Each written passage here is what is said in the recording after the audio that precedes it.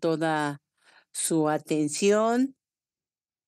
Vamos pues, a continuar con nuestros temas vistos. Doctora Ciquinelli, buenas tardes.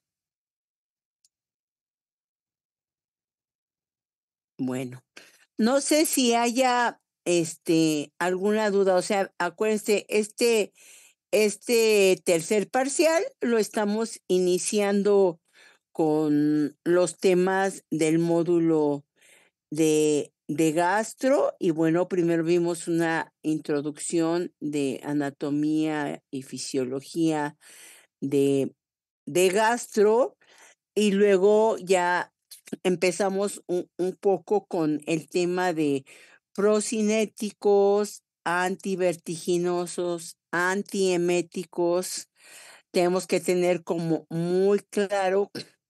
Procinético es a favor del vaciamiento gástrico, a favor de los movimientos peristálticos, y va a haber fármacos que están más a favor del tubo digestivo alto y otros más a favor del tubo digestivo bajo, ¿no? Como son, pues ya los intestinos.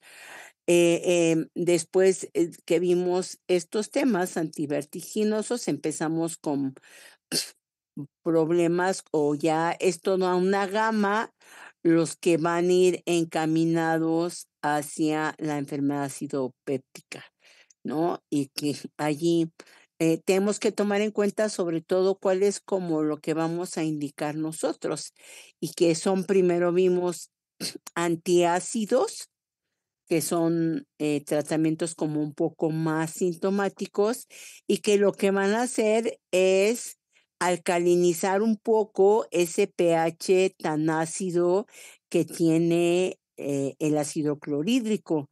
Decíamos que el ácido clorhídrico es la parte más ácida de nuestro cuerpo, ¿no? Si alguna vez alguno ha vomitado, pues ha logrado experimentar esa acidez tan fuerte que es indispensable en el estómago para la digestión, para la desintegración de los alimentos y que pueda seguir siendo, pues pasar al primero a los intestinos y luego al torrente y en forma de nutrientes. Entonces, estos procesos requieren del ácido, pero el ácido solo tiene que estar en el estómago y un poquito en la primera parte del duodeno. Solo allí tiene que estar, solo esos lugares, solo el estómago está preparado, sus tejidos están listos y preparados para resistir una acidez tan grande. Los demás órganos no. Por eso cuando se pasa o se regresa al esófago o se pasa a duodeno, va a causar enfermedad. Entonces empezamos a ver un poquito lo que es la enfermedad acidopéptica y incluimos que decíamos, generalmente va a ser causada la enfermedad acidopéptica por el desequilibrio que se da entre los agresores y entre los protectores del estómago, pero que también se puede llegar a dar por infección, ¿no? Por causa infecciosa, por la bacteria del Helicobacter pylori, que le gusta mucho vivir en los sitios ácidos. Entonces, correrlo de allí, correr esa bacteria de allí del estómago cuesta mucho trabajo. Por eso necesita no solo de un esquema antimicrobiano, sino de 3 o 4 fármacos diferentes, un triple o cuádruple esquema para que pueda erradicarse esta bacteria y por no menos de 2 semanas, ¿no? Entonces, bueno, pues estábamos viendo ya lo que es esta enfermedad acidopéptica y pues los diferentes fármacos que tenemos para su tratamiento, que yo siempre les insisto, ustedes en su mente ya tendrían que ir pensando en qué van a hacer o qué necesitan saber, cómo elegir el mejor tratamiento para las características de su paciente. Bueno, entonces allí un poquito allí vamos. Ahorita vamos a ir con eso. Esta semana también, entre hoy y mañana, vamos a terminar estos temas y luego vamos a ver un poco también de lo que son las parasitosis intestinales y con unos fármacos especiales de gastro. Con eso terminaríamos el módulo de gastro. Entonces el viernes, no mañana, de mañana en 8, estaríamos evaluando el módulo de gastro. No sé si de esto hubiera dudas,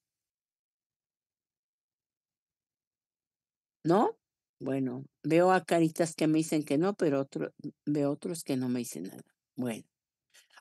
Y también ya estábamos hablando sobre lo que va a ir siendo al final de nuestro curso, nuestra sesión bibliográfica, en donde decíamos que la primera fase de esta sesión va a ir siendo buscar 2 artículos de actualización bibliográfica farmacológica en relación a fármacos que se estén investigando para cualquiera de los temas que vimos desde el principio, desde el sistema nervioso autónomo hasta nuestro último módulo, que va a ser dermatología, y que de dermatología solo vamos a ver principalmente 3 temas. Uno, que son las lesiones elementales en dermatología, los antimicóticos, y va a ser la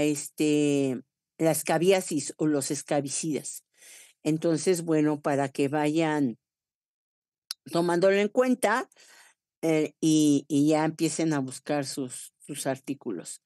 Doctora Ciquinelli, buenas tardes. Está una de tus pantallas, solo tu micrófono, tu pizarrón ya lo vemos, pero a ti no. Bueno, esperemos que todo bien. ¿Alguna duda o pregunta de esto comentado ahorita? ¿No? ¿Todo bien? Bueno, pues entonces, pues vamos a continuar nuestro tema, doctora Ciquinelli. Allí justo está el pizarrón. Muy bien. Pero lo de tu pizarrón, sí, ahí está, nada más tu imagen está apagadita. Si alguien falta anotarse en la lista de asistencia, es muy importante. Acuérdense, aproximadamente, es un aproximadamente porque varía. Y aquí va a variar un poquito más, pero aproximadamente el 60% de su calificación son las tareas, el 40 o 30% son las evaluaciones orales, y lo demás son participaciones. Y aquí, yo creo, aquí va a tener un peso un poquito un poquito más fuertecito, lo de la sesión bibliográfica, ¿no? Para que todos se animen, y esto va a determinar como el poder tener una mejor calificación. Bueno, doctora Ciquinelli, el micrófono todo suyo. Muy bien, buenas tardes, chicos.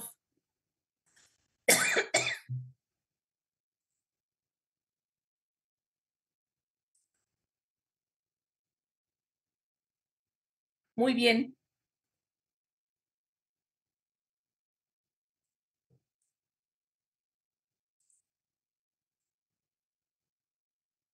Bueno, vamos a continuar con lo de la enfermedad ácido péptica. Veíamos lo que eran las células parietales que secretan el ácido clorhídrico con sus 3 receptores, los de acetilcolina, que son los muscarínicos, que están activados ¿por qué? ¿Por quién? ¿Quién me dice? Por el Doctora, nervio vago. ¿por quién? Por el nervio vago. Eso, que es parte de el sistema nervioso, digestión y descansar. Parasimpático. Exacto, muy bien. Las de CCK, las de colecistocinina, que son activadas por la hormona gastrina que viaja a través de la sangre. Y los receptores de histamina, que son paracrinas, que se producen por las células enterocromafines y que van a responder pues ante el estímulo pues de los otros, ¿verdad? Veíamos cómo el alimento activa las células de gastrina, las células G, y bueno, y que esta a su vez, además de estimular al receptor CCK2, estimula también las células enterocromafines para que liberen histamina. Ajá. Bueno. ¿Quién me explica cómo se da el proceso de producción de ácido clorhídrico?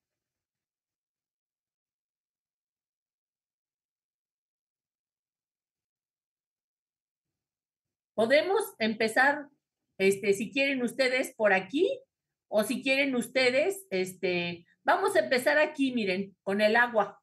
Ajá. Entonces tenemos el agua que está, bueno, esto ya lo habíamos visto, ¿verdad? La célula, la bomba de protones es una célula así, en este tipo, más o menos así, y que tiene muchas, su borde no es así como lo estamos dibujando, sino es un borde así más o menos. Ajá. Pero bueno, para fines más sencillos y rápidos, vamos a poner aquí la célula principal. Vamos a poner el agua, que existen moléculas de agua. Entonces, estas moléculas de agua se van a disociar, ¿sí? En hidrógeno, por un lado, y por otro lado, en hidroxilo. Ajá. Este hidroxilo se va a unir a un dióxido de carbono y va a formar lo que sería el bicarbonato, HCO3. También el agua, déjenme hacerlo más grande para que me quepa. También el agua misma, el agua se va a unir a el dióxido de carbono y va a formar ácido carbónico. Este ácido carbónico que se disocia en hidrógeno y se disocia en bicarbonato. Ajá. Estos hidrógenos que están siendo liberados aquí van a salir de la célula mediante ¿qué? Aquí está, mediante una bomba de protones. La bomba de protones va a eliminar hidrógeno y a meter potasio. Ajá. ¿Sí, chicos? Bueno. Entonces, eso es por un lado. Aquí obviamente, pues hay agua, ¿verdad? Entonces, bueno, por otro lado, aquí tenemos los tres receptores, ¿no? Los tres receptores que decíamos, el de acetilcolina, el de gastrina y el de histamina, ¿sí? Puede ser cualquiera, de cualquier orden. Entonces, aquí tenemos el vaso, un vaso sanguíneo, y por este vaso sanguíneo, aquí existe el cloro, aquí anda el cloro. El cloro va a ingresar a la célula por un antiportador. Un antiportador. Ajá. Va a ingresar a la célula por este antiportador y sale de la misma por los canales de cloro. ¿Sí? Aquí tenemos unos canales de cloro. Canal de cloro. Entonces, este cloro que entra a la célula, pues va a salir hacia el interior del estómago. Ajá, entonces aquí tendríamos el cloro y aquí tendríamos el hidrógeno. Ajá. Entonces ya nomás se unirían para formar el ácido clorhídrico. Y por otro lado, tenemos que este bicarbonato está saliendo cloro y está entrando bicarbonato. Ajá, que tienen misma carga negativa. ¿Sí se entiende? ¿Sí? Entonces, el bicarbonato que se está produciendo aquí, y esto va a dar lo que se llama un aumento en la marea alcalina, aumento en marea alcalina, marea alcalina. Ajá. Entonces, pues así más o menos sería, ajá, el proceso de la formación del ácido clorhídrico. Alguien que no le entienda o que le quede un poquito no muy claro. De todos modos, aquí está en la presentación, pues la imagen, ¿verdad? Está sencilla, ¿sí? Entonces tenemos aquí tres aguas, un agua que se disocia en hidrógeno y en hidrogenión, otra agua que se pasa hacia el líquido gástrico y otra agua que con el dióxido de carbono se mezcla para dar ácido carbónico que se disocia en hidrógeno y en bicarbonato. Ajá. Entonces este bicarbonato entra por el antiportador, ¿sí? Intercambiándose por un cloro, ¿sí? Sale un bicarbonato y entra un cloro. El cloro sale por el canal de cloro hacia el líquido. El potasio entra, entra en la célula y sale un hidrógeno, se intercambia y posteriormente el potasio sale pues, por los canales de potasio para volverse a reciclar, digamos. ¿Sí? Bueno. Entonces, decíamos que la protección gástrica está dada básicamente por el moco, ¿verdad? El moco, la camba de moco, y el moco, a su vez, se produce por la presencia de las prostaglandinas. Cuando hay un desbalance entre el moco y el ácido clorhídrico, pues se presenta la enfermedad acidopéptica en forma de gastritis, de úlcera gástrica, de reflujo, etcétera, ¿verdad? El síndrome de Solinger-Ellison, que es un tumor productor de gastrina. Y bueno, esto ya de hecho pues es lo mismo, ¿verdad? Nomás que está más sencillito. Y bueno, aquí tenemos las prostaglandinas, ajá, que van a actuar sobre el AMP cíclico para que se produzca mayor cantidad de moco y menos cantidad de ácido. Ujú. Bueno, hablamos también de los factores que protegen y los factores que agreden.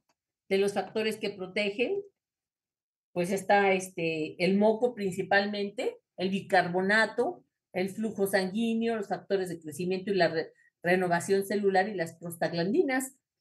Y de los agresores, pues el ácido, la pepsina, el alcohol etílico, el tabaquismo, la isquemia, los AINES, la hipoxia y el Helicobacter pylori. Decíamos que el Helicobacter pylori se encuentra en más de un 90% de gastritis y de úlceras pépticas.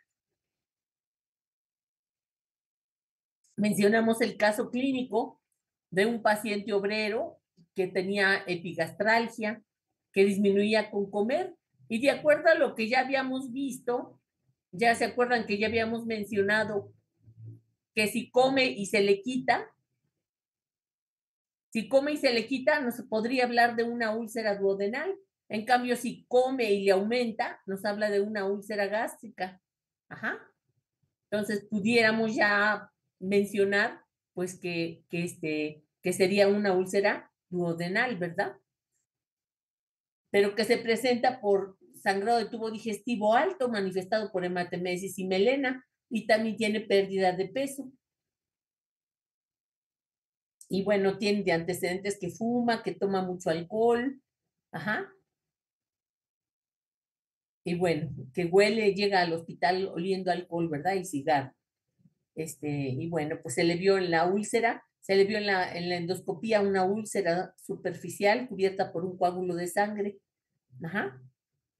Y se le inició tratamiento con inhibidores de la bomba de protones, bueno, con el tratamiento para erradicar el Helicobacter pylori.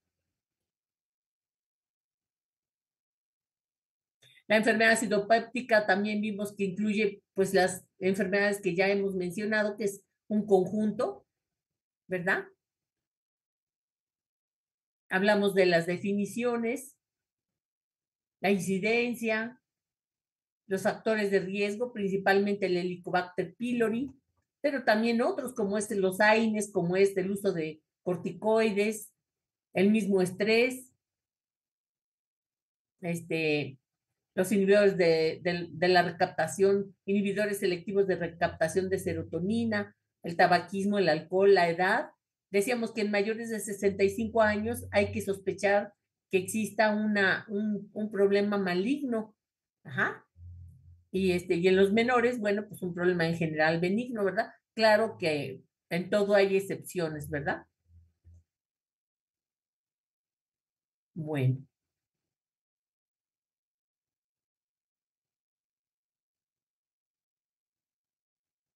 Aquí tenemos bueno, aquí creo que en esta nos habíamos quedado, ¿verdad? Vamos a tener que por endoscopía se va a hacer el diagnóstico. Se detectan tumores o cáncer, que se abrevia como sea.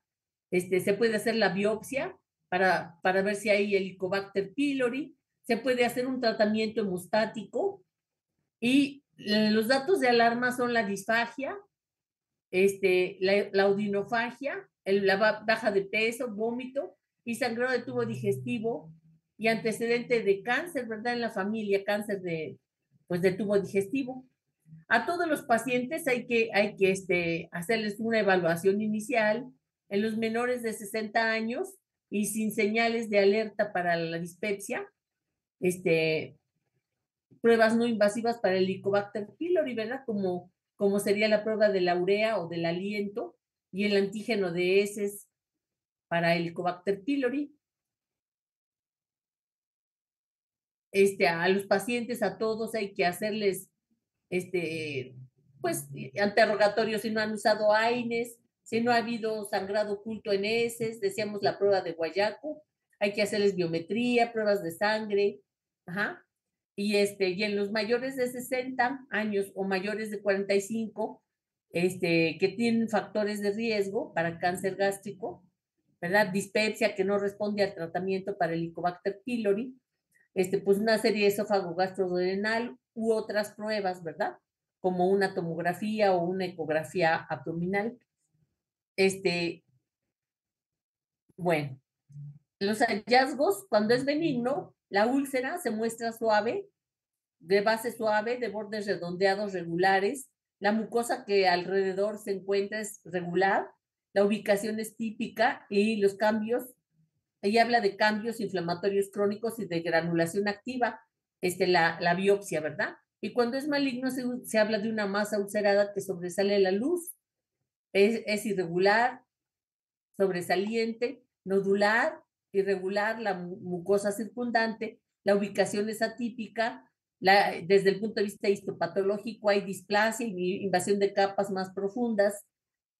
Y cuando es un gastrinoma, hay úlceras múltiples porque es un tumor productor, ¿verdad?, de gastrina, y hay pliegues gástricos engrosados. Aquí tenemos algunas imágenes, ¿verdad? Por ejemplo, la clasificación de Forrest. Esta clasificación de Forrest, pues aquí tenemos las úlceras pépticas, ¿verdad? Obviamente las letras están muy pequeñas, ¿verdad? Pero bueno, aquí podemos irlas viendo cómo van siendo más grandes hasta que ya son más profundas. Y bueno, después hay sangrado, ¿verdad? Del tubo digestivo. Desde el punto de vista del abordaje terapéutico, vamos a todos los pacientes como medidas no farmacológicas, obviamente evitar los AINES, evitar el alcohol, el tabaquismo, la cafeína, la comida irritante, el estrés, todo lo que aumente la enfermedad acidopéptica, ¿verdad? Los corticoides. Evitar antes de acostarse. Si se acuestan, si más o menos cenar como a las 6 o 7 p.m. y a su cama levantarle la cabecera, hacer esto, ¿verdad? Hacer esto, poner una tabla o poner un cubo para que esté unos de 10 a 15 centímetros elevada la cabecera y que evite el reflujo. Ajá. Evitar, obviamente, todo lo que sería la menta, el chile, ¿sí? La comida irritante, el estrés. Ajá. Si hay evidencia del tratamiento del Helicobacter, bueno, si hay, pues darle el tratamiento, ¿verdad? Esquema triple o esquema cuádruple. Y continuar con los inhibidores de la bomba de protones por 4 semanas. Si es negativo, debe darse un tratamiento de ensayo de inhibidores de la bomba de protones durante 4 a 8 semanas. Si hay síntomas refractarios o no se tolera o sigue o no sigue, o hay sospecha de malignidad de tubo digestivo alto, pues la cirugía, ¿verdad? Desde luego. Las complicaciones pueden ser sangrado activo, para lo cual requeriría transfusión y endoscopía urgente, perforación, como en el caso clínico que revisamos, ¿verdad? Hay que usar antibiótico empírico para infección intraabdominal y cirugía urgente. Puede haber absceso subhepático, fístulas o obstrucción de la salida gástrica. El tratamiento quirúrgico se va a dejar para varios casos, cuando hay malignidad, cuando hay sangrado, cuando hay perforación, o hay síntomas refractarios, o hay recurrencia. Ajá.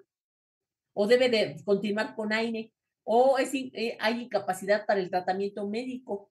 Ajá. El tratamiento quirúrgico se llama Billroth, ¿sí? Se hace una cirugía tipo Billroth. Ajá. Hay Billroth 1 y Billroth 2. Ajá.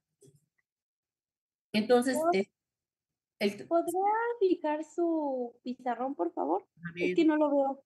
espérenme tantito, déjenme. Sí, sí, sí. Gracias. Y otra duda, más o menos, ¿cuánto tiempo se valora la recurrencia, por así decirlo? O sea, hay personas que terminan su tratamiento, hagan de cuenta, hasta hoy, y ya mañana o pasado volvieron a tener los síntomas. Ok. O en una semana, así a poco tiempo. Ya está fijado, Doc. Gracias. Ajá, gracias a ustedes. Entonces, esta cirugía se llama Billroth. Ajá. Y consiste en la vagotomía. Ajá. La vagotomía, o sea, cortar el nervio vago en la división del tronco vagal anterior y posterior del vago, o vagotomía troncal. Tenemos aquí el nervio vago y tiene una división anterior y una posterior, y puede ser nomás la anterior o nomás la posterior, o todo troncal. Ajá. Así ya no tendríamos estímulo de la acetilcolina.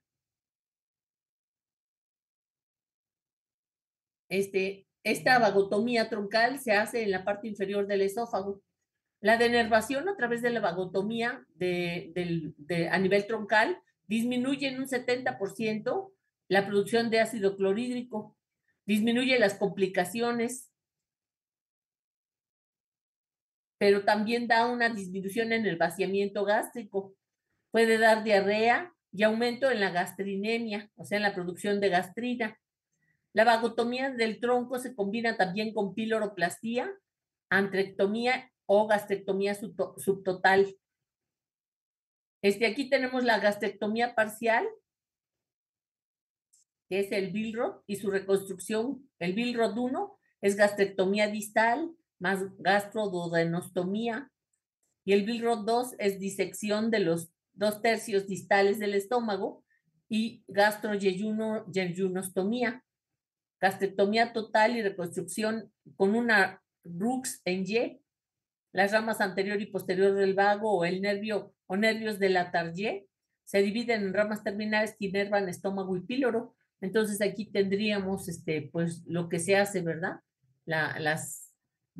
O sea, se corta un pedazo de estómago, se quita un pedazo de ese estómago y se va a subir un pedazo de intestino para que se hace pues se hace una plastía, ¿sí? Digamos, ¿sí? y se secciona, es vaquectomía, piloroplastia y gastrectomía parcial.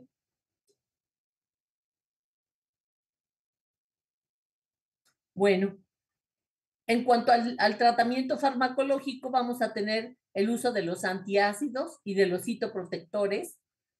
Ajá, ¿se acuerdan ustedes que ya hablábamos? Los inhibidores de la bomba de protones son los fármacos más efectivos, de los cuales tenemos omeprazol, es pantoprazol, deslansoprazol, esomeprazol, lansoprazol, rabeprazol, etcétera. Sí, son varios.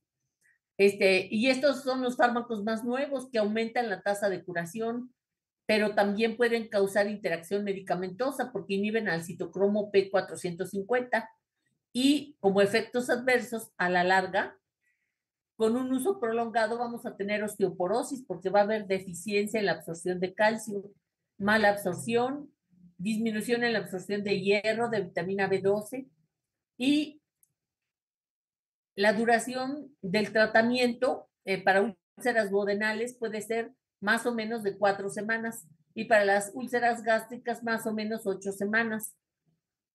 Cuando se usa un tratamiento empírico por 8 semanas. También podemos usar los antagonistas H2 para mantener o cuando no se puede dar inhibidores de la bomba de protones, como son las ranitidina, cimetidina, famotidina, nisatidina. La cimetidina interactúa con fármacos por inhibición del citocromo P450 y provoca disfunción eréctil y ginecomastia. Ajá. Esto es lo que vamos a ver ahorita, estos dos fármacos, los inhibidores de la bomba y los anti-H2. También lo que ya habíamos visto con el uso de antiácidos, ¿verdad? Como el carbonato de calcio, hidróxido de magnesio, hidróxido de aluminio y magnesio, hidróxido de aluminio solamente, el trisalicilato de magnesio, ya sean solitos o junto con alguno de los otros dos fármacos de arriba. ¿Sí? Y como efectos secundarios, todos nos pueden dar disminución de potasio, distensión, eructos, ajá, que se mejoran con dimeticona. El carbonato de calcio aumenta el aporte de calcio y puede dar el síndrome de la leche álcali, puede dar rebote ácido. El hidróxido de aluminio puede dar constipación, disminución de la absorción de fósforo, osteodistrofia, debilidad muscular proximal, convulsiones. El hidróxido de magnesio puede dar diarrea, hiporreflexia, hipotensión y paro cardiorrespiratorio por el magnesio. Y puede interactuar con otras drogas, ¿verdad? Aumentando el pH gástrico y urinario, disminuyendo el vaciamiento gástrico y afecta la absorción y la biodisposición y o la excreción urinaria de algunos fármacos. El carbonato de calcio puede dar quelación con las tetraciclinas y obviamente disminuir la eficacia del antibiótico. El sucralfato, que ya decíamos que es un complejo de aluminio y sacarosa que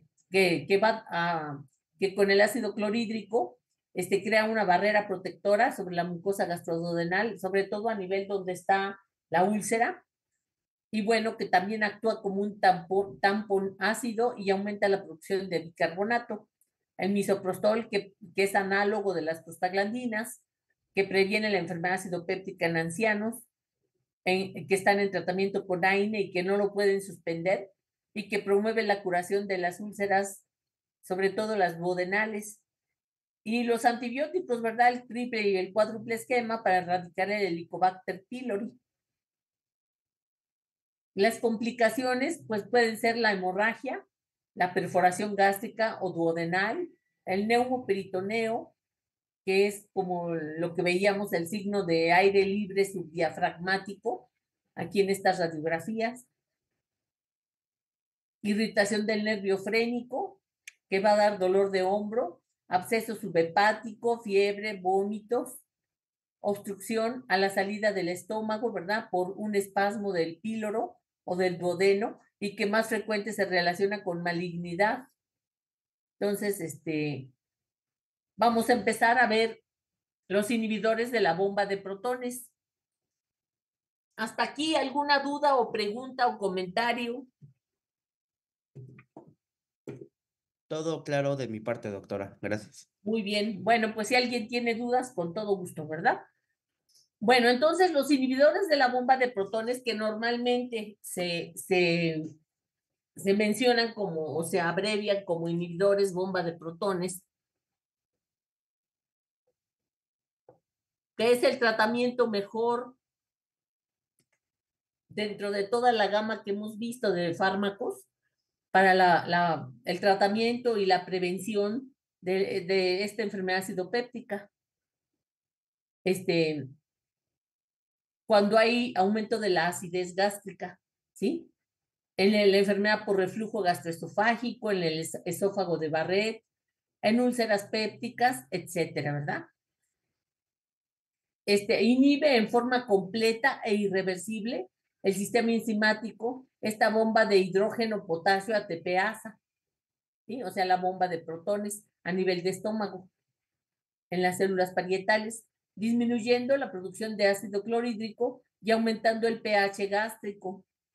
Estos inhibidores están disponibles, la mayoría son por vía oral, pero existen también endovenosos, que se van a dejar para pacientes que tienen enfermedad grave.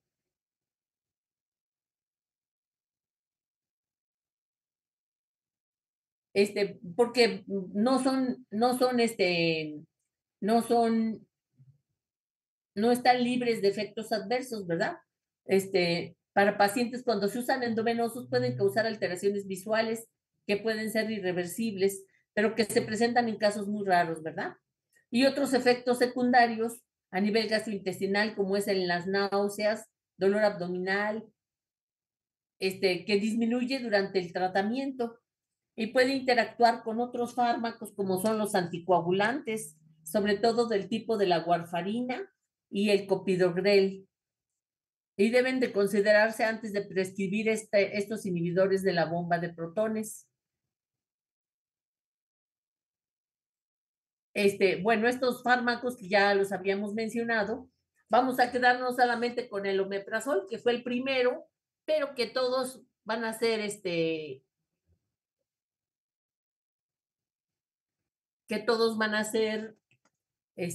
similares, ¿verdad?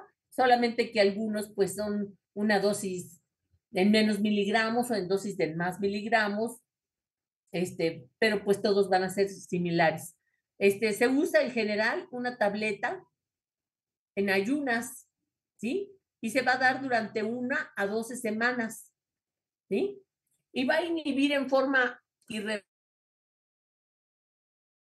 entonces se usa una tableta en ayunas durante 1 a 12 semanas. Y va a inhibir a la bomba de protones, esta bomba de hidrógeno, potasio, ATPasa, en las células parietales, aumentando el pH gástrico, ¿sí? Y esto se hace por supresión del ácido clorhídrico. Esta supresión, con 20 miligramos de omeprazol, con 20 miligramos vamos a tener una supresión del 90% del ácido clorhídrico, para que vean ustedes qué potencia tienen estos fármacos, ¿verdad? Entonces, es un inhibidor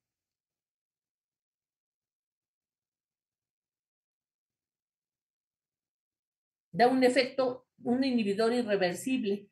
Ajá. Se tiene que recuperar la bomba de protones, que más o menos sucede al segundo o tercer día, para que vuelva a producir, pues, ácido clorhídrico, ¿verdad?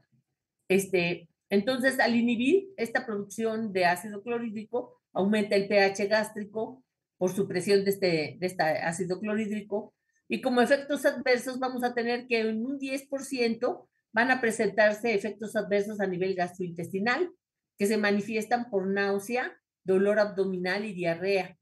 Puede haber flatulencia. También va a aumentar el riesgo, entonces, efectos adversos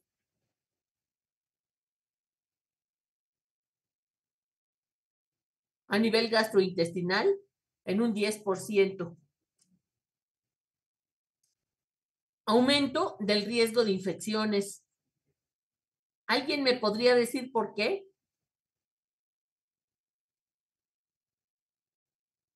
El pH es ¿Por la bactericida. alcalinización? Exacto, exacto. Hagan de cuenta que pues entra una bacteria y con ese pH, pues adiós, ¿verdad? Muere, ¿sí? Entonces, como va a haber un pH menos ácido, aumenta este riesgo de infecciones. Ajá. Sobre todo por el Clostridium difficile. Ajá. Y va a haber un aumento de gastrina, ¿sí? Una hipergastrinemia reactiva. Hipergastrinemia reactiva.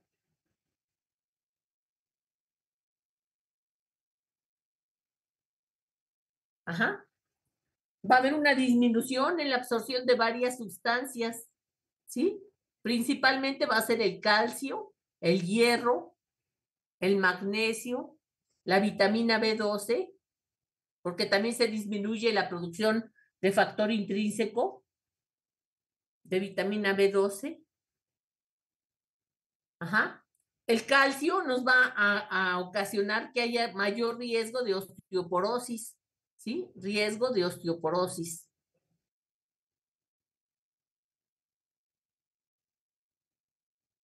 Ajá. Y esto aumentar el riesgo de fracturas, ¿sí? Fracturas se abrevia así FX. Ajá. El sistema nervioso puede haber aturdimiento. Aturdimiento, y aumento del deterioro cognitivo y que esto puede llegar hasta demencia. A nivel de piel puede haber rash. A nivel de ojos, alteraciones visuales, aumento del riesgo de las neumonías, por esto mismo de riesgo de infecciones. Puede haber nefritis intersticial, pero la nefritis intersticial es muy rara. Ajá. Entonces, los usos de estos fármacos inhibidores, pues no está por demás repetirlos, ¿verdad? En la enfermedad acidopéptica, en las úlceras por estrés, en la enfermedad por reflujo gastroesofágico, las gastritis, cualquier tipo, la presencia del Helicobacter pylori, obviamente asociado a antibióticos, en el Solinger Ellison, que es mucosa gástrica ectópica o gastrinoma, en la gastropatía por AINES, y va a interactuar con el CYP2C19, disminuyendo la actividad del clopidogrel, disminuyendo la depuración de warfarina, de difenilidantoína, de carbamazepina, de nifedipino y de las benzodiazepinas.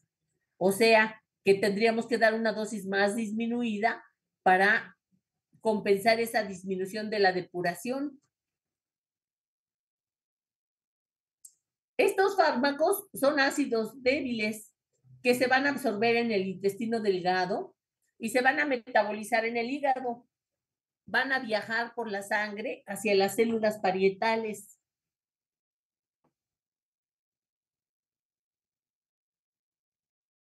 El pH ácido los protona y los activa y se van a unir en forma irreversible a la bomba de protones y las inhiben, disminuyendo hasta el 99% del ácido clorhídrico. Y esto va a permitir que las úlceras se puedan recuperar, se puedan cicatrizar.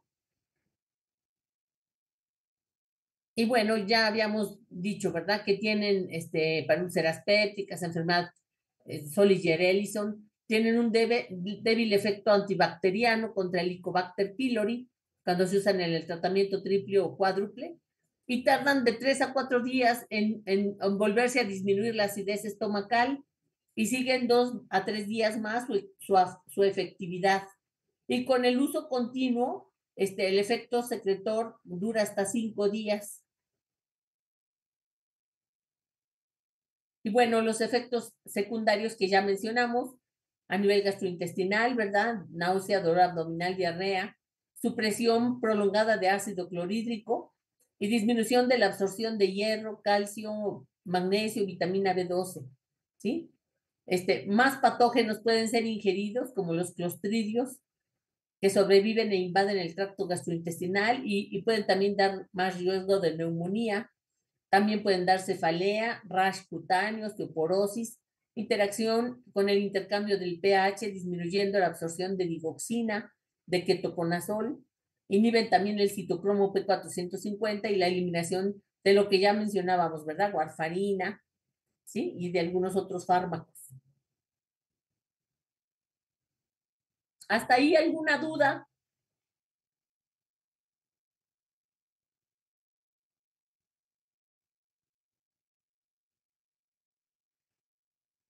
Les voy a preguntar después, ¿eh? Son muy buenos sus alumnos, doctor. Bueno, qué bueno.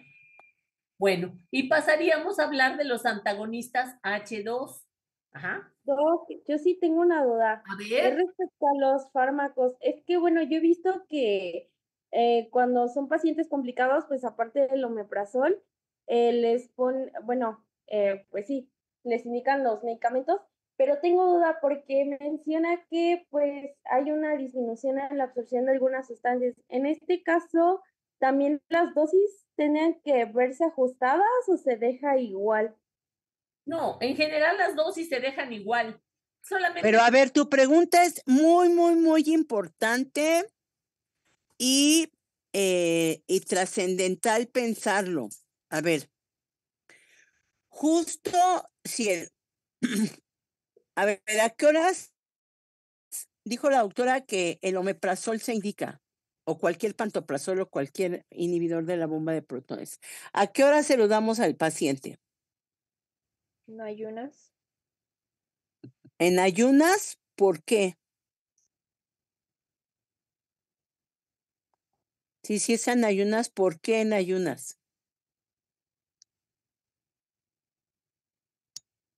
Porque el fármaco, bueno, el omeprazol se da en ayunas y se tiene que esperar entre 45 minutos y una hora para que tenga el efecto, el fármaco, para que pueda actuar dentro del estómago. ¿Por qué? Pues porque se empieza a metabolizar dentro de ese tiempo. ¿Actuar Porque hay qué? una mayor liberación de ácido clorhídrico cuando se ingieren los alimentos. Ajá. Entonces, primero, así como vimos que la mayoría de los fármacos o de las sustancias corporales, o sea, es fisiología. La mayoría están en un reposo en la noche y en la mañana se empiezan a liberar las sustancias que van a ser necesarias para nuestro diario vivir. Entonces, el ácido clorhídrico es una sustancia necesaria para nuestra digestión y para nuestra alimentación.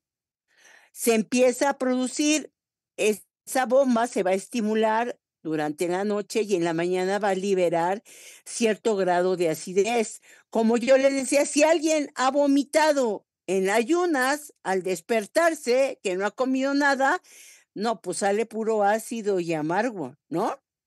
Porque es todo ese ácido que se produjo ya para que justo cuando lleguen los alimentos, el ácido va a favorecer la digestión. El ácido es una sustancia súper necesaria para nuestra digestión.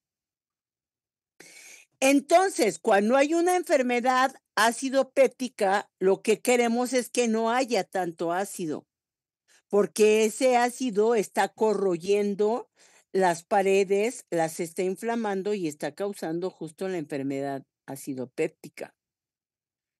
Entonces, debe de darse en ayunas antes de que lleguen los alimentos para que cuando lleguen ya no haya tanta producción de ácido y bueno, pues no haya tanta sintomatología o tanta agresividad. ¿Hasta allí vamos bien? ¿Sí? Y sí, yo sé que me has dicho que sí, pero a ver, quiero que quede bien yo todo. ¿Sí? Hasta allí vamos bien. A ver, ¿qué va a pasar si yo le estoy dando un inhibidor de la bomba de protones cada ratito o todos los días, ya sea en ayunas o en diferentes horas, a mi paciente? ¿Qué estoy produciendo? Podría ser una disminución en la absorción de calcio, hierro, magnesio y vitamina B12, que a un prolongado tiempo pues podría llegar a una osteoporosis también. Pues sí, no, o sea, sí, por un lado, que de allí sale la pregunta que hicieron. O sea, el promover, fíjense bien y piénsenlo bien en todo lo que se está haciendo, los mismos médicos y la misma población en general está causando con el uso de estos inhibidores del protones, que son una chulada, pero si se usaran inteligentemente. Estamos disminuyendo la acidez. ¿De qué forma? Inhibiendo esa bomba que produce el ácido clorhídrico. Entonces, por un lado, al bajar esa acidez que debe de haber, va a disminuir la absorción de muchas cosas, no solo la absorción de vitamina D y del calcio, sino también de los otros fármacos que se estén tomando. O sea, de todo lo que tomemos, va a disminuir la absorción, porque el ácido se necesita para la buena digestión y la buena absorción de los nutrientes. Entonces, por un lado, al dar estos inhibidores, vamos a promover que haya menor absorción de todos los alimentos y fármacos y nutrientes. Por un lado. ¿Sí? Hasta allí vamos. Estamos provocando eso. Por otro lado, ¿qué pasa si yo estoy inhibe esta bomba que produce el ácido?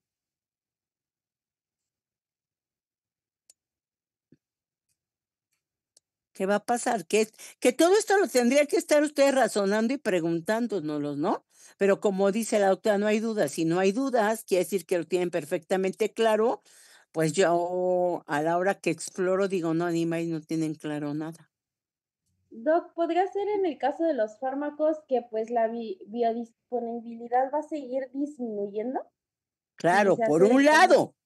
Sí, ya dijimos, disminuye toda la absorción de fármacos y nutrientes, por un lado. Pero ¿qué pasa si yo estoy inhibiendo la función de una célula parietal que su trabajo, a ver, la célula parietal del estómago, su chambita es estar produciendo ácido. Si yo la estoy inhibiendo, ¿qué va a pasar? Eventualmente se vuelve deficiente. ¡Claro! No solamente deficiente, la voy a atrofiar, ¿no? Si yo estoy diciendo sonso al niño, se va a quedar sonso, ¿no? Estoy atrofiando esa función. Entonces, estoy atrofiando la función de las células parietales, cuya función normal es producir ácido. Si lo estoy inhibiendo, se va a atrofiar. Entonces, de allí sigue una gastritis atrófica. Vamos a producir una mucosa atrófica. Y de la mucosa atrófica gástrica va a seguir el cáncer gástrico. ¿No? Claro, el paciente no tiene las molestias de la acidez con las que está sufriendo. Entonces lo usa como si fueran antiácidos, ¿no? Se echa sus tacos con harta salsa, eso no lo modifica. Y lo que hace es echarse un omeprazol como sintomático, ¿no? ¿Qué van a hacer esos omeprazoles o pantoprazoles o cualquier familia de prazol? Inhibir esas células. El abuso nos va a generar atrofia y de allí sigue el cáncer gástrico. Entonces, cuidado, no son capsulitas mágicas. Deberíamos de tener conciencia de esto. Y además, aparte de que se debe de administrar en ayunas, tienen que administrarse siempre lejos de otros fármacos. Si toma vitaminas, si toma sus antidepresivos, si toma para la presión, para la diabetes, para lo que tome, siempre primero inhibimos un poquito que no haya tanta acidez y luego los demás fármacos, porque si no, la absorción de fármacos y de nutrientes se va a ver disminuida. Por eso lo ideal es que sea en ayunas. ¿Sí? Entonces, por eso todo este tema que tendríamos que tener claro, o sea, no para las agruras, luego un omeprazol, ¿nos va a servir? Pues sí nos va a servir sintomáticamente hablando. Pero lo que estamos haciendo en los mecanismos de acción está atacando, inhibiendo la función fisiológica de nuestras células parietales. Entonces, pues vamos a terminar atrofiándolas, ¿no? Y le digo, y de allí, pues vienen otros problemas de mala absorción y bueno, y dejen de eso, aparte, hoy al día el cáncer gástrico pues ha aumentado en una forma muy importante porque todos estos alimentos y fármacos pues también han aumentado en forma importante. Bueno, ya doctora, podemos seguir. Yo creo que era bueno esto que preguntaba, o sea, sí es importante saber cuánto y nunca darlo por más de 3 semanas, 2 o 3 semanas, y luego se puede descansar, dejar que las células se recuperen, que vuelvan a tener su función y bueno, a lo mejor se pueden repetir tratamientos. Pero nunca darlos así. Yo conozco y bueno, he tenido pacientes que por años toman diarios omeprazol, ¿no? Y pues dicen que así se lo dio el doctor. Entonces, bueno, pues otra vez uso inteligente de los fármacos. Ya, doctora, perdón. Muy bien. Doctora, Sí, Ajá. pero ¿qué pasa, por ejemplo, en enfermedades donde necesitan neutralizar estos efectos crónicamente, como en el ERGE, por ejemplo? Nunca se necesitan inhibir permanente y eso, tienes que corregir la etiología del ERGE. Si el paciente tiene una hernia hiatal grandísima, pues no le vas a dar por toda su vida y el resto de su vida procinéticos y inhibidores de la bomba de protones. Vas a corregir las causas del ERGE. Porque si no, no solamente le vas a causar una gastritis atrófica y luego un cáncer, sino un esófago de Barrett. Y de allí sigue también el cáncer de esófago. O sea, por eso es insistir, hay que atender las etiologías. ¿Cuál es la causa de alergia? Pues hay que atender eso. Hay muchas medidas que se tienen que hacer. O sea, el paciente tiene alergia y sigue tomando su salsa y sigue durmiéndose después de su cena, se va a hacer la siesta. No, pues va a tener muchos problemas. Hay que atender las etiologías. No es recomendable darle, pues, si permanentemente, es que va a tomar permanentemente AINES, pues no debe de tomar permanentemente AINES ningún paciente. Entonces, siempre hay que atender primero las etiologías. Los fármacos son una bendición, pero como auxiliares y en uso inteligente. Eso nos pasa por no atender las etiologías, ¿no? Y querer estar usando los fármacos como sintomáticos, como para las agruras, como para que con esto no se sienta tan mal, sin corregir las causas. Sí te contesto, Quique. Sí, Ok, gracias. Es muy importante. Bueno, ya, doctora.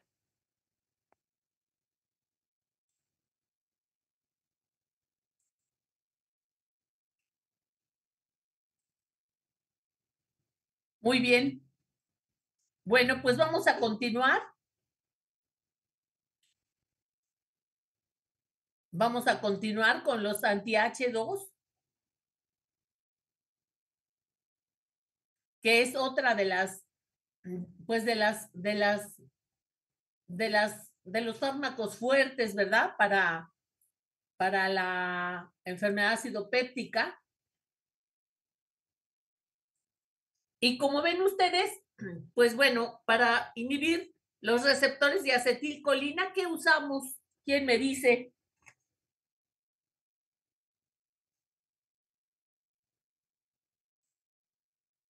¿Quién me dice qué usamos?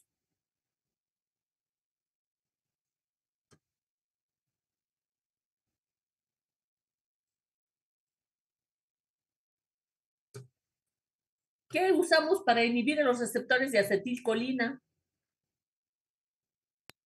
Anticolinérgicos.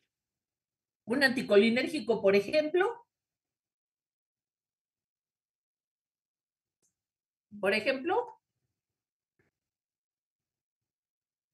Anticolinérgico del tipo, por ejemplo, empieza con P, tiene una Z. ¿Prazosina? No, la prazosina es un anti-alfa 1, un antagonista adrenérgico alfa 1.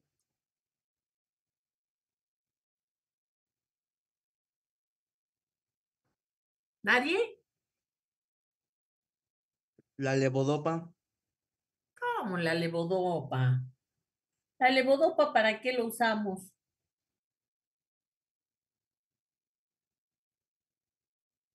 ¿Dónde Parkinson, hay poca dopa?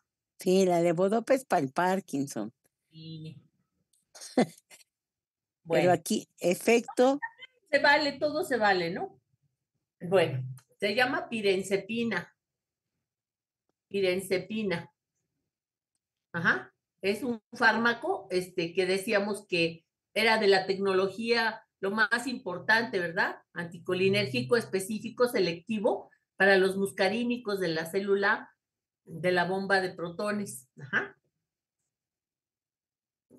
Ahora vamos a hablar de los anti-H2, ajá, que son el otro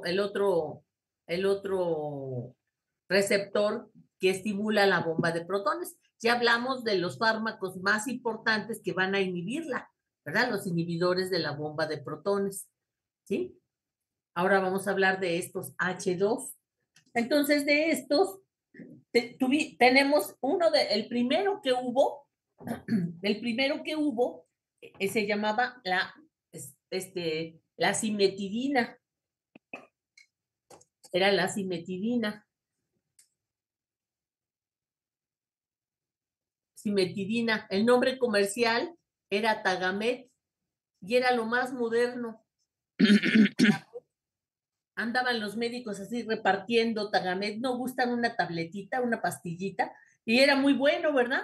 Pero pues ya después cayó en desuso y le siguió la ranitidina. La ranitidina. Ajá, que era el Ranicen, el Asantac y muchos, ¿verdad? Muchísimas marcas. Y ya después vinieron la famotidina y la nisatidina. La famotidina y la nisatidina. ¿Qué hacen estos fármacos? Bueno, estos son antagonistas competitivos de la bomba de histamina, ¿sí? La bomba H2, el receptor H2 de histamina. Ajá. Estos fármacos se deben de dar en la noche antes de dormir y sería como la mnemotecnia, ¿verdad? Los inhibidores de la bomba en ayunas y los anti-H2 en la noche, anti-H2 antes de dormir. ¿Por qué antes de dormir? Bueno, la producción de ácido clorhídrico es así como vamos a ver ahorita. Aquí tenemos. En la mañana, pues hay mucho ácido clorhídrico y a medida que comemos, pues vuelve a bajar y luego vuelve a producirse para el mediodía y vuelve a bajar y luego en la noche vuelve a bajar, ¿verdad? Pero en la noche, si no comemos nada, se llama producción basal. Producción basal.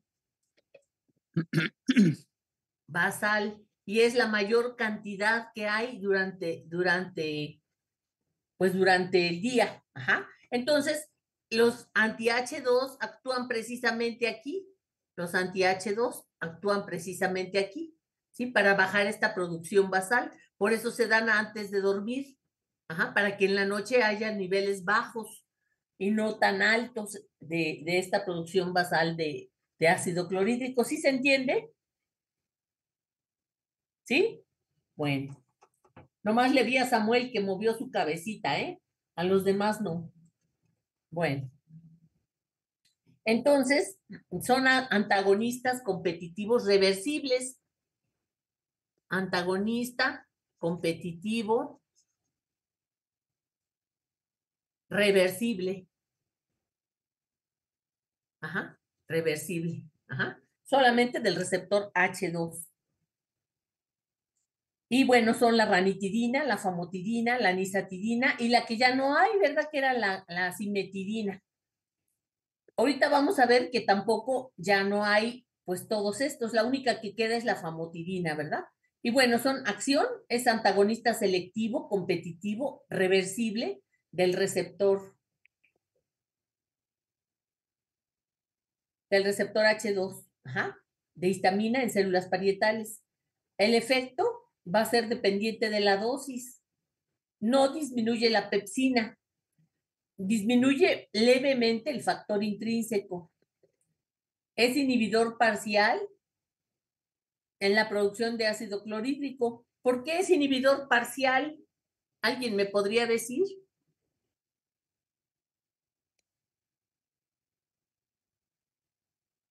Porque es competitivo. Ajá. Pero aparte, Porque no tiene una alta afinidad al receptor, no, o sea, dura menos su adición, bueno, su unión. sí la tiene, es antagonista ¿Es competitivo, reversible? pero tiene otros dos, otros dos receptores que pues sí actúan para la bomba de protones, ¿sí se entiende?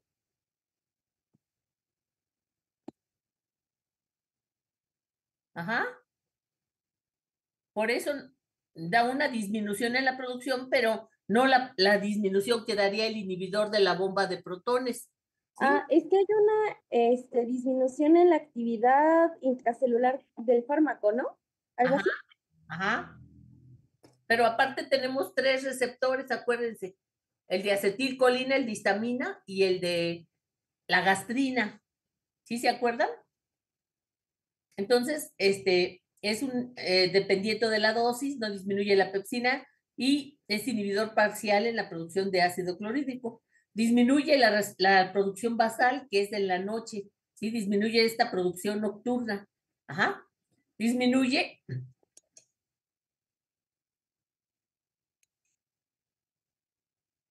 da una disminución ácida por alimentos y distensión gástrica. Las propiedades, los alimentos no interfieren con su absorción, los antiácidos y el sucralfato sí disminuyen su absorción. Estos fármacos anti-H2 atraviesan la barrera hematoencefálica, la placenta y la leche en lactancia. Son lipofílicos, tienen una vida media de 4 horas, su eliminación es hepática y hay que hacer un ajuste en insuficiencia renal crónica, que es una de las diferencias en el paciente, con los inhibidores de la bomba. En los inhibidores de la bomba no hay que hacer ningún ajuste. Ajá. Bueno, por ahí estaba, ¿verdad? Pero bueno, no sé, no hay ningún ajuste que hacer, ¿verdad? Con los inhibidores de la bomba de protones, lo que sí hay que hacer con estos antagonistas H2. Ajá. Y se van a usar en las mismas enfermedades, ¿verdad? Enfermedad acidopéptica, Solinia y Ellison, la enfermedad por reflujo gastroesofágico, en urticaria. En urticaria, ¿por qué?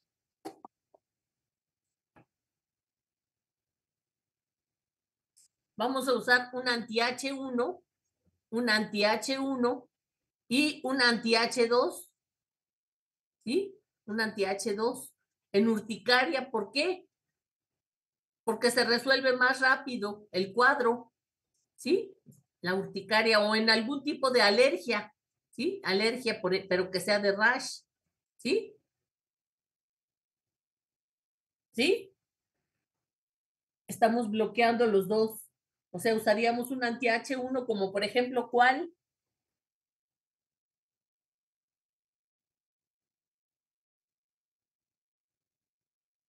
¿Cuál es un antihistamínico H1?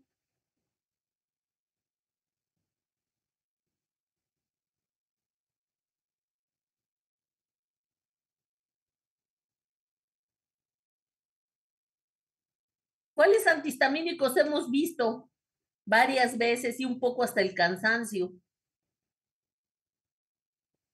¿Podría ser la loratadina? Pues sí, pues cualquiera, loratadina, difenhidramina, alfaminopiridina, etcétera. Tenemos todo un bagaje, ¿no? De anti-H1. Ajá, antiguos y nuevos, ¿se acuerdan? Unos que pasan la barrera hematoencefálica y otros no, y que los usamos para la gripa y para muchas cosas, ¿sí? Cuando hay un cuadro de urticaria, podemos combinar con un anti-H2, ajá, aparte del anti-H1. Muy bien. Y se va a componer más rápido el cuadro de urticaria. Se deben de dar para la enfermedad acidopéptica menos de 2 semanas y para mayores de 12 años. ¿Sí? La ranitidina viene en ampolletas. Ahorita vamos a ver que la ranitidina ya se descontinuó y vamos a ver por qué. Pero venían ampolletas de 50 miligramos, tabletas de 150 y de 300. Y se podía dar 300 miligramos en la noche o 150 miligramos cada 12 horas de 4 a 8 semanas. Como efectos adversos, podría dar diarrea, constipación, náuseas, vómito y dolor abdominal, ginecomastia, disfunción eréctil, rash, insomnio, boca seca, cefalea, acúfenos, rinorrea, ¿sí? La ranitidina y la nisatidina son retiradas porque contienen una sustancia que se llama NDMA, ¿sí? NDMA. Y se retiraron en el 2019. Se retiraron porque esta sustancia es una nitrosamida cancerígena. Ajá. Entonces, no se han reportado casos de cáncer relacionados a estos fármacos, a la ranitidina, a la nisatidina. No se han reportado, sin embargo, pues ya se ha comprobado que esta sustancia NDMA es cancerígena, entonces se retiraron. Se pidió que todas las farmacias pues desecharan, ¿verdad? Destruyeran sus lotes, ¿verdad? De este fármaco. Entonces, actualmente la única que está en uso de esta familia es la famotidina. Se la pueden aprender por famosa, ¿sí? Famotidina. Y bueno, entonces decíamos que disminuye la producción de ácido clorhídrico por la noche en más de un 90%. Se toma 1 hora antes de dormir o de cenar, ¿verdad? Y se toma una vez al día y tiene efecto en 1 hora y dura durante 12 horas. Se puede dar también intramuscular o intravenosa y se usa para las úlceras pépticas, para prevenir úlceras o úlceras por estrés, en la enfermedad por reflujo, en el Zollinger-Ellison, y son menos efectivos que los inhibidores de la bomba de protones y pasa a ser fármaco de segunda línea. Como efectos secundarios, cefalea, fatiga, mialgias, diarrea, constipación. La cimetidina, que fue la primera, inhibía el citocromo P450 y interfiere con el metabolismo de las benzodiazepinas, de la warfarina, disminuyendo su eliminación, acumulándose. Tiene también efectos antiandrogénicos, por lo que favorece la ginecomastia y la disfunción sexual, disminuyendo la libido, dando alopecia, que es reversible, atraviesa la barrera hematoencefálica, generando confusión, mareos. En el riñón, la ranitidina compite con la creatinina por la secreción tubular renal y disminuye la excreción renal de creatinina, aumentando el riesgo de insuficiencia renal. En insuficiencia renal hay que dar una dosis más baja. Atraviesa la placenta y en embarazo, la ranitidina no debe usarse y en la lactancia, la famotidina es la que debe usarse. Entonces, bueno, aquí tendríamos un resumen. Ajá. Aquí tenemos la bomba de protones, ¿verdad? Con su borde, así como habíamos dicho. Y tenemos tenemos los receptores de acetilcolina, de H2 y el de gastrina.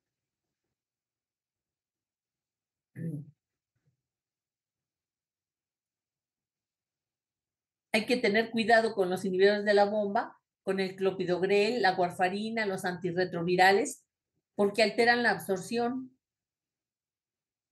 También con el bismuto.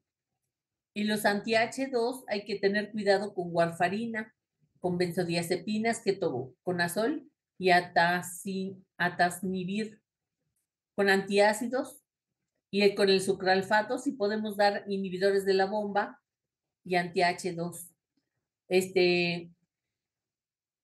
Los inhibidores de la bomba de la primera generación son omeprazol, pantoprazol, esomeprazol, lansoprazol y deslansoprazol.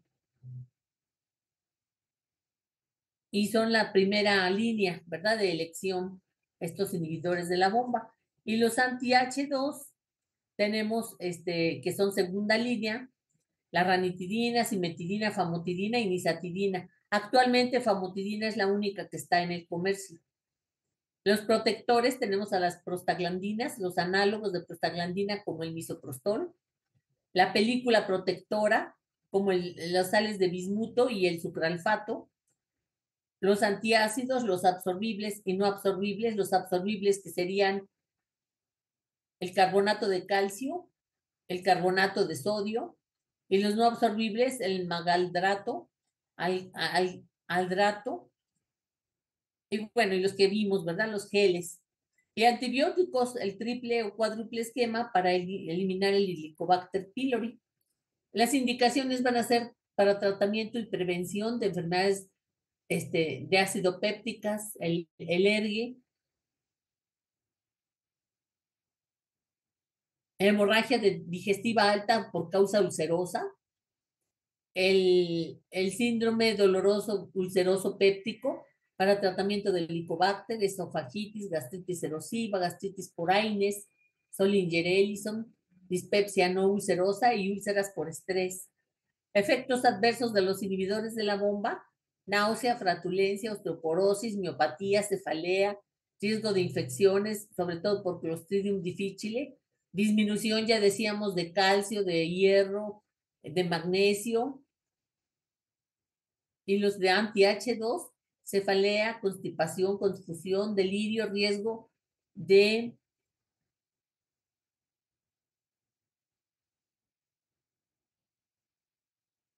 luego les digo, efecto de rebote, sobre todo los anti-H2, a la suspensión, ¿verdad? Los antiácidos van a generar como efectos adversos aumento en el aporte de calcio, hipernatremia, el bismuto, heces negras y lengua negra, el sucralfato, náuseas, y inhibe también la absorción de algunos fármacos, las prostaglandinas causan aborto, diarrea, el magnesio, las sales de magnesio pueden dar diarrea, y las de aluminio, constipación. Ajá. Entonces, bueno, este es un resumen. Aquí tenemos un mapita de lo que es la enfermedad acidopéptica, los 6 grupos de fármacos con acciones diferentes, ¿verdad? Los factores de defensa, los neutralizadores del ácido, los adherentes, como el sucralfato, los protectores de la mucosa, como las sales de bismuto, los antihistamínicos H2, como ranitidina, cimetidina, famotidina, los antagonistas de prostaglandinas, misoprostol, la pirenzepina, como anticolinérgicos, ¿verdad? La pirenzepina, los inhibidores de la bomba de protones, como todos los que ya vimos ahorita, y bueno, y los factores agresivos que promueven el tratamiento de erradicación del Helicobacter pylori. Entonces, bueno, con esto terminaríamos nuestra presentación de esta enfermedad acidopéptica. No sé si quieran aclarar algo o preguntar algo.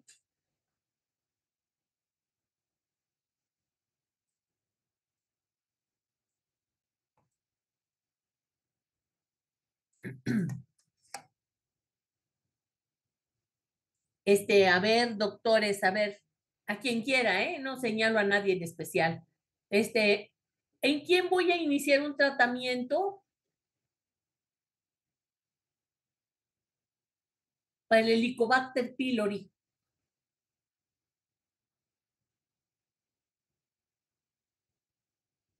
Me gustaría ver muchas manitas levantadas. Pues se va a dar cuando un paciente tenga gastritis o enfermedad ácido péptica, pero que sean de tipo crónico.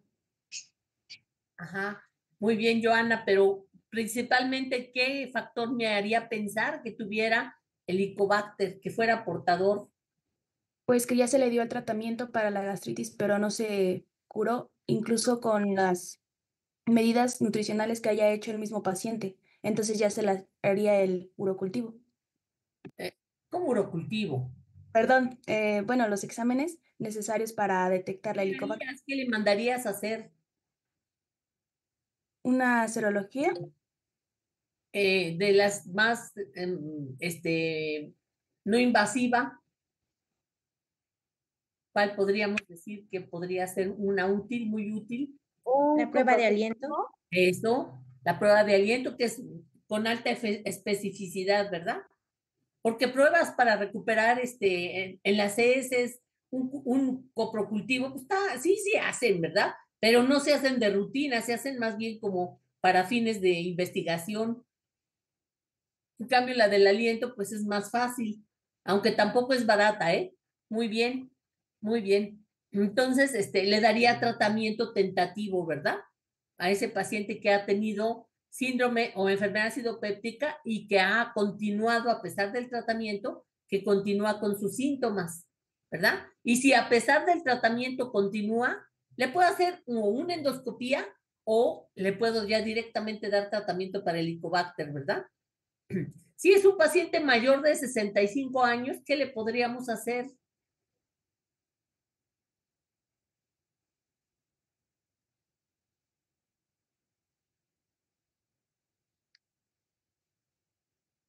¿Qué debería de sospechar en un mayor de 65 años? ¿Una biopsia para descartar algún cáncer? ¿Alguna neoplasia? Muy bien, muy bien. Bueno, y ya tengo a mi paciente me dicen que tengo una úlcera péptica y ¿qué le daría? ¿Qué le empezaría a dar de tratamiento? Pues le doy un inhibidor de la bomba, ¿verdad?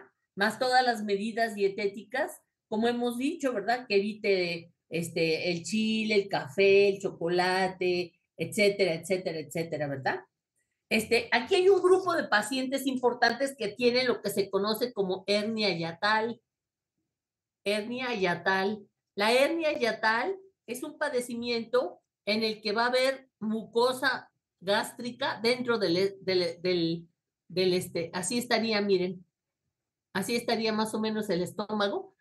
Se llama por deslizamiento, o sea, está aquí el cardias, el esfínter esofágico inferior, y se llama, es una hernia, pues clásica, ¿verdad? Una hernia yatal. Y existe la que se llama hernia paraesofágica, en que vamos a tener esto. Ajá, aquí estaría, este sería el diafragma, y en el orificio. Cuando vemos el diafragma, tiene 3 orificios, ¿verdad? Tenemos la aorta, la cava inferior, el esófago, y esta sería paraesofágica, ¿sí? Paraesofágica, y esta sí se puede estrangular, ¿sí? Paraesofágica. Por supuesto que esta es más rara, ajá, es más rara. Si se estrangula y se revienta, pues da una mediastinitis, ¿verdad? Peritoneal, irritación gravísima, ¿verdad? Que es mortal. Pues está el corazón, está la tráquea, etcétera, ¿verdad? Entonces, no hay que olvidarnos también la hernia yatal, que también puede ser causa de reflujo y de enfermedad por reflujo gastroesofágico. Muy bien. Bueno, no sé si hay dudas, preguntas, ¿no? ¿El tratamiento de úlcera gástrica o péptica es el mismo para úlcera duodenal? Sí, sí, sí, sí, sí, es el mismo. Nada más que nos da la diferencia, el dolor. En una come y le duele y trata de no comer y baja de peso, y en la otra le duele, come y se le quita el dolor. Entonces aumenta lo que come, pues para que no le duela. Ajá, sí. Sí, y bueno, el tratamiento y el protocolo de estudio, pues son en los dos similares, ¿verdad? Nomás varía el sitio. Bueno. Pero el resolutivo siempre va a ser quirúrgico, doctora. Pues fíjate que no, fíjate que no. Yo tuve un paciente que era papá de un compañero médico y le hicieron el Billroth, le hicieron la vaguectomía, le hicieron vaguectomía, le hicieron resección gástrica, y había tenido 2 o 3 eventos de sangrado de tubo digestivo. Entonces, le hicieron varias cirugías, gástricas, y el paciente seguía con la enfermedad acidopéptica y seguía y seguía. Y su remedio, ¿saben cuál fue? Ponerse a caminar 10 minutos 3 veces al día para sacar su estrés. Fíjense que nuestra mente es tan potente que yo conocí a una compañera enfermera que era alérgica a la penicilina, pero nada más con pensar que iba a preparar una ampolleta de penicilina para ponérsela a algún paciente, empezaba a enroncharse. O sea, imagínense ustedes, empezaba así con su edema angioneurótico en la boca, ¿no? La boca se empezaba a hinchar. Entonces, imagínense ustedes, pues era un padecimiento incapacitante para ella. Entonces, es muy importante el manejo psicológico, ¿no? De la agresión, del estrés. Es muy importante. No solamente es el farmacológico o el dietético, ¿no? Es todo completo. Somos seres biopsicosociales. Entonces, pues el manejo multidisciplinario yo pondría hasta con una terapia psicológica, ¿no? O sea, sería un manejo más completo. ¿Sí? Sin embargo, bueno, pues no tenemos todos el acceso, ¿verdad? Y si lo mandas a tu paciente con una enfermedad acidopéptica, yo como médico del seguro lo refiero al departamento de psiquiatría o de psicología, en primer lugar, el paciente no va a aceptar. En segundo lugar, llega con el psicólogo y el psicólogo más tarda en darle la cita que darlo de alta, porque dice que eso no le corresponde, ¿verdad? La medicina está muy institucionalizada, desafortunadamente, ¿verdad? Y pues nada le costaría una plática, ¿no? Decirle, pues, ¿sabe qué? Pues los problemas todos tenemos, hay que resolverlos, hay que darle su tiempo, en fin, ¿no? Nosotros como médicos generales también podemos afectar mucho al paciente, podemos ayudarlo, apoyarlo, ¿no? Ser un poco el coach de esos pacientes, ¿no? Entonces, pues eso se los va a ir dando a ustedes la práctica, ¿sí? Pero sí es muy importante que ustedes, pues piensen, ¿no? Que pues también hay otros factores para abordar y disminuir la enfermedad acidopéptica, ¿no?